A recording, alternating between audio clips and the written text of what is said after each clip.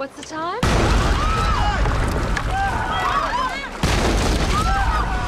Our kids have grown up together with Alistair. Basically, Alistair's part of the family. He's a very good guy in a crisis and a very good friend. We've known each other a while. We've spent a lot of time together. We go fishing a lot. Where do you want the fish, mate? Usual place.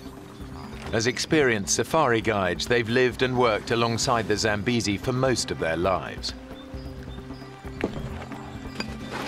Most important. Got enough?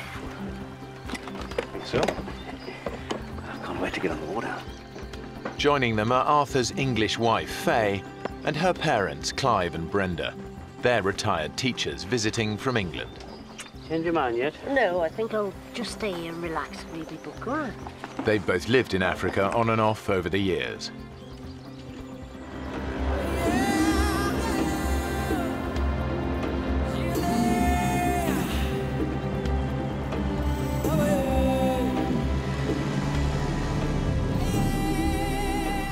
This is one of the river's most remote stretches. The Zambezi is just a fantastic river. It's amazing, and it is so diverse.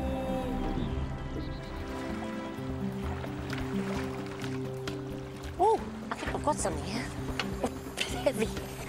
Oh. Fishing had been pretty poor that morning, and when Mum caught a fish, it was like, yay, you know.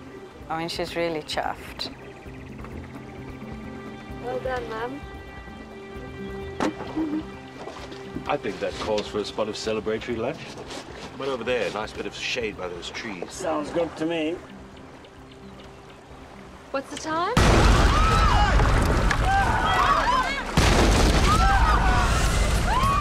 There was no warning.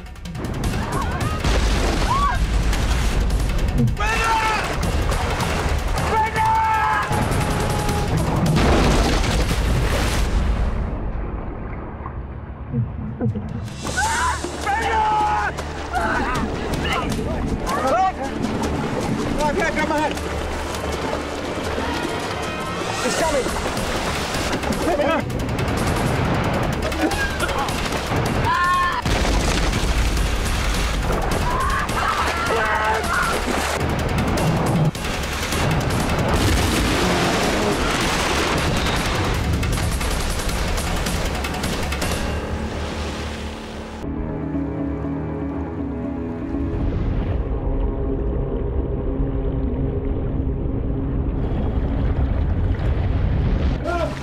It was only when I actually was pulled back to the surface and gasping for air that suddenly then the reality of what had actually happened hit me.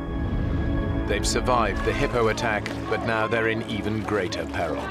They've capsized in one of the most crocodile-infested rivers in the world.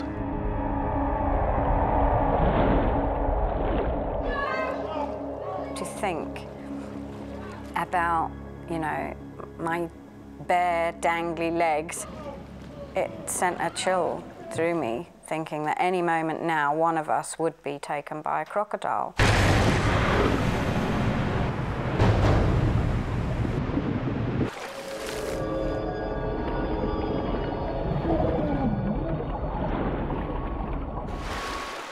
Clive Kelly has watched his wife Brenda sucked under the crocodile-infested river.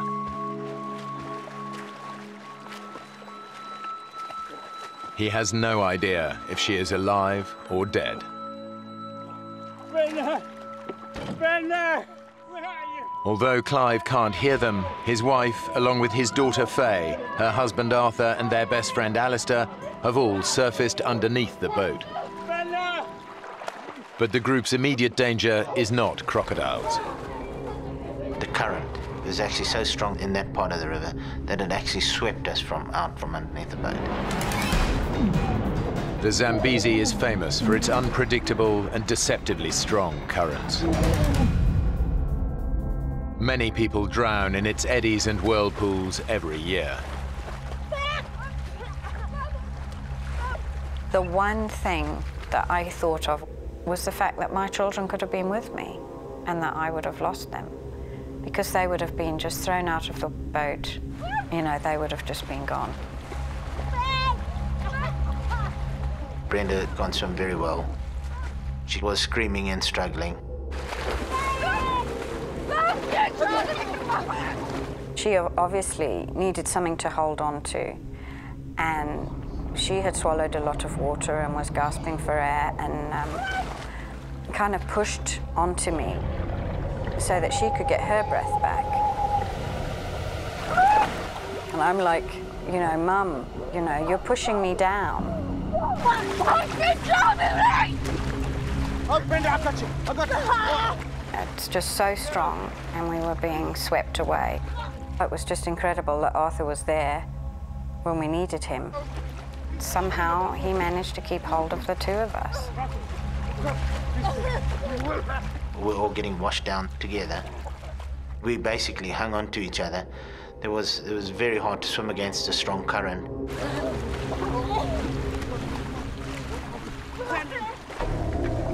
The boat has become snagged in the middle of the river.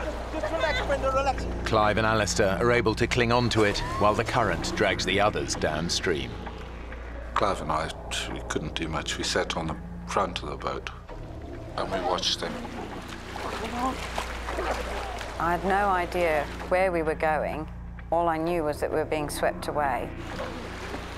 The current was really, really strong and was just sweeping us down. We were trying to make our way to shallow waters. We knew it was our only hope of survival. Luckily, the current actually took us towards the middle of the river, which was slightly shallower. It's a sandbank. There was a submerged island.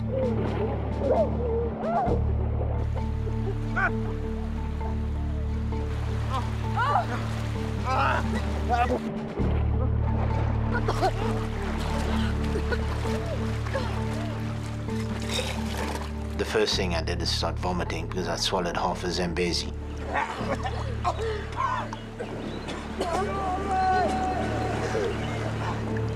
Alistair has seen his friends struggle against the current. He knows Clive would find it virtually impossible to make it to the sandbank.